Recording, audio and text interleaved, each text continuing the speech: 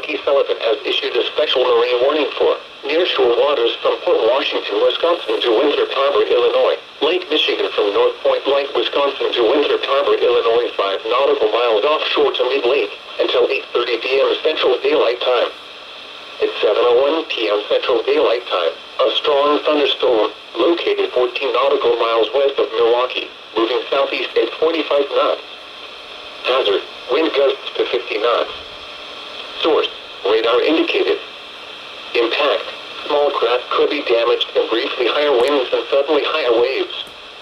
Locations impacted include Wind Point and North Point Lighthouse.